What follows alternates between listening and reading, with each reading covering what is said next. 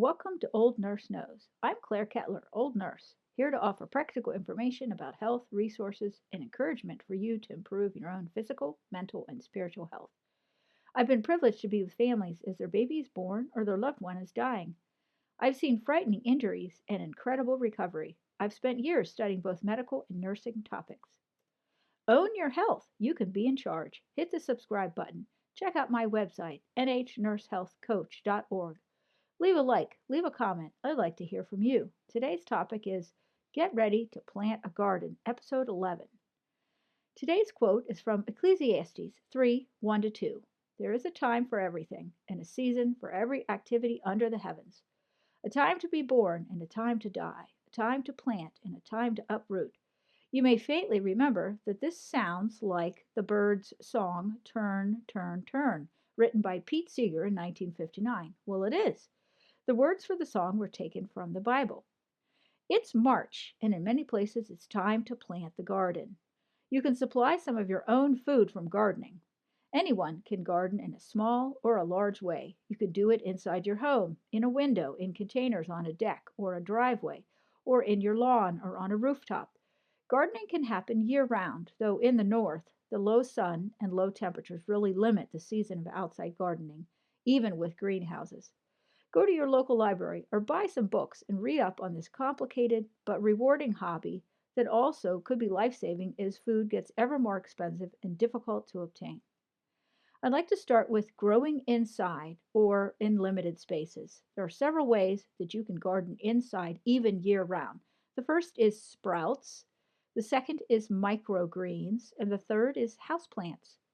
Sprouts are easy and quick to grow and don't require messing with dirt or pots. Sprouts, which are seeds that have just sprouted, can be eaten in sandwiches, salads, toppings, stir fries, soups, smoothies, or they can be added to baking projects. Seeds are extremely high in nutritional value, and when you sprout them and eat them raw, you get the highest benefit. Cooking sprouts will diminish their nutritional value a little bit. Alfalfa sprouts are the most common type of sprout you'll find in the store, but there are so many different kinds of sprouts that you can grow for different flavors and colors. Make sure that you buy only seeds intended for sprouting. Seeds intended for growing in soil have been treated with a fungicide, which would be bad for you to eat as a sprout. If you grow plants in your garden and you save your seeds, you can later sprout these seeds, which have not been treated with a fungicide, or you can save them to plant in the ground for the next year. Pay attention to heirloom seeds and stay away from varieties which may have been bred for different characteristics and their seeds may or may not sprout. While sprouts can be grown in a matter of days, microgreens can be grown in about 2 to 3 weeks. Microgreens are grown from regular garden seeds, so seeds intended to plant in your garden are just fine. Microgreens are harvested by cutting the plant just above the soil line as soon as the true leaves appear in approximately 2 to 3 weeks. The first leaves that appear are not the true leaves, so you have to wait for those. Use shallow containers with an inch or so of potting soil and put them in a sunny window. Water the seeds every day or so with a mister so the soil doesn't dry completely out. Microgreens can be eaten in salads just like regular leafy lettuce greens. There are so many different kinds of seeds that can be grown as microgreens. You aren't just limited to lettuce-type plants. You can experiment. The third option for indoor gardening is to grow plants in containers that might go outside for the warmest time of the year and then come back in before the weather turns cold. In other words, they're perennials. Some ideas are small citrus trees, such as Calamandan orange, or the Rangpur lime, or the mandarin orange. There's also one called Meyer lemon, and then there's key lime. And then also all types of peppers, like green peppers, hot peppers, that's the genus Capsicum, which are perennials in warmer climates, but in the north we usually grow them as annuals. They can also be grown inside. You can grow them in a pot and bring them in and extend your pepper harvesting season into the fall or winter and then get an early start the next year when you have a full-grown plant. Dwarf cherry tomato plants are also perennials, and they can be grown in pots inside year-round. Put them outside when the days are hot and long and bring them back in before the first frost to extend your tomato growing season and get a jump start next year by having a full-grown plant. Look for dwarf cherry tomato plants online, or seeds actually, and because these aren't usually found in gardening stores. And regular sized tomatoes are vines and they'll grow so long you won't be able to have them in your house. Bringing plants in pots in for the winter sounds so easy, but it's really not. Plants outside tend to have tiny bugs on them, and sometimes in the soil also.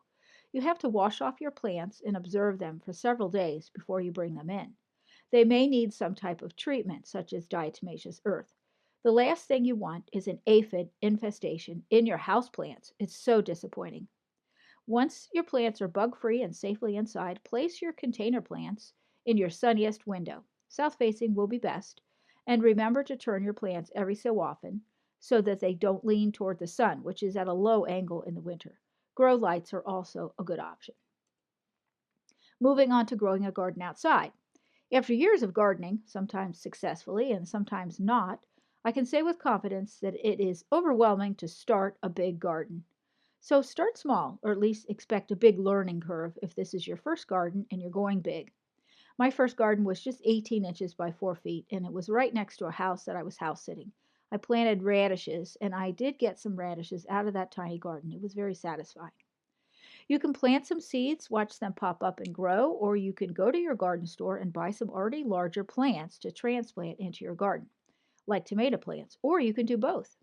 Gardening is what you want to make it. It can be as big and all consuming as you want. When growing food to harvest to keep for the fall and winter, some root crops can store either in the ground where they were grown by not digging them up, or in special conditions in your house. For example, rutabagas, which is not really commonly eaten anymore, they're called a winter turnip, and they can be harvested from the ground after heavy frosts. Kale can be harvested out of the snow. Knowing what plants can stay in the ground and which must be brought in before the first frost is a body of knowledge that you can develop over time and with reading about each plant's requirements. Root vegetables such as beets, carrots, onions, garlic, winter squash, potatoes, sweet potatoes, cabbage, rutabaga, and turnips can store well in your home for winter eating under the right conditions. Some apples also store pretty well too. Consider adding some low maintenance fruit trees to your outside gardening effort. There are some special rules, which are hard to remember, about storing potatoes and apples or potatoes and onions, both of which spoil each other when stored together. And then cabbage can also spoil other vegetables. There's so much to learn, both about gardening and storing produce. This knowledge is still stored in books, so go get a general gardening guide so that you can refer to it when there's no power and we're at war, or maybe there's no way to get to the grocery. Get ready now to be as self-sufficient as you can with your garden. Canning, pickling, freezing, and dehydrating are all special techniques to store your summer produce to last into the winter.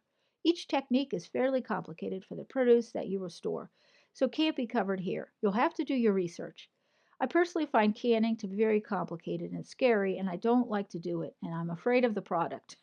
But my husband does like to can, and he'll usually do jams and jellies. I prefer freezing and dehydrating. Back to our quote. There is a time for everything, and a season for every activity under the heavens. A time to be born and a time to die. A time to plant and a time to uproot. It's March, and it's time to prepare to garden. Once the snow melts here, that is, I'm making plans for new garden beds, buying some new supplies, looking over my old supplies, buying more seeds, planning for some growing tunnels to extend the growing season.